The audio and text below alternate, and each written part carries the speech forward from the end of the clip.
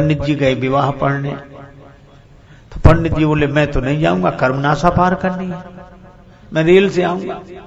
अब रेल से आने में घूम कर आवे तो 2-2.5 घंटे अधिक लगे, और ये नदी पार करती दूसरे गांव में जाना था। समाधान न मिले तो एक पहलवान था युवक, उसने कहा पंडित जी हम आपका धर्म नष्ट नहीं होने दें, आप हमारे कंधे पे बैठ जाए। ठीक है, पहलवान ने पंडित जी को कंधे पर बिठाया और चला। पर भगवान भी कभी कभी ऐसा व्यंग करते हैं, बीच नदी में पहुंचा और उसका ऐसा बैलेंस बिगड़ा, पांव फिसला के पंडित जी को लिए दिए गिरा नदी में। अब तो पंडित जी बड़े क्रोध में कांपे, मेरा धर्म नष्ट हो गया और काशी का वास इतने दिन किया और कर्मनाशा में तूने सारे पुण्य नष्ट करा दिए। सब लोग हाथ जोड़े और वो बहुत नाराज। एक सज्जन ने कहा कि पंडित जी पुण्य नष्ट अब नहीं हुए, पुण्य नष्ट तो तभी हो गए थे जब आप इसके कंधे पर बैठे। कैसे? इसके तो पुण्य नष्ट हो ही रहे थे, आपके पुण्य बच रहे थे। तो जो दूसरे के पुण्य नष्ट करके अपने पुण्य बचाना चाहे उसके तो पुण्य नष्ट हो ही गए।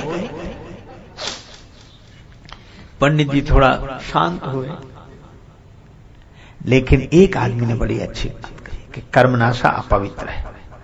बिल्कुल शास्त्र कहते हैं, हम शास्त्रों की बात मानते हैं, लेकिन ये देखो कि यही नदी आगे जाकर गंगा जी में मिलती है। मैंने देखा कर्मनाशा गंगा जी में जाकर मिल जाती है, और कर्मनाशा में कोई पांव नहीं रखता धर्म की दृष्टि से, शास्त्र की दृष्टि से, लेकिन कर्मनाशा गंगा जी में मिल जाती है तो गंगा स्नान कौन बंद कर देगा? कर्मनाश जल सुरसरी परई, तेई को कहो शीस नहीं धरई। कर्मनाशा का जल गंगा जी में गिर जाए तो कौन शिरोधार्य नहीं करेगा? बस यही है, जब तक वो कर्मनाशा है तब तक शास्त्रों का नियम उसके लिए है, और जैसे ही वो गंगा जी में मिल जाती है वैसे ही शास्त्रों का नियम उसके लिए नहीं है।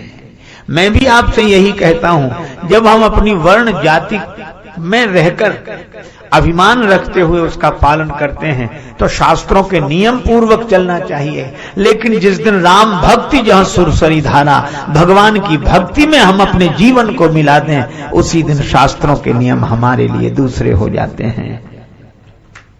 पर उसी दिन होते हैं, शास्त्र की मर्यादा है, पर यह शास्त्र से ऊपर, जिसको स्वामी रामानंद जी महाराज वैष्णवाचार्य, उन्होंने बड़ी सुंदर बात कही एक चौपाई में, जाति पाति पूछे नहीं कोई, हरि को भजे सो हरि का होई। और उनका गोत्र अच्युत गोत्र, और कैसे कैसे संत बनाए गए।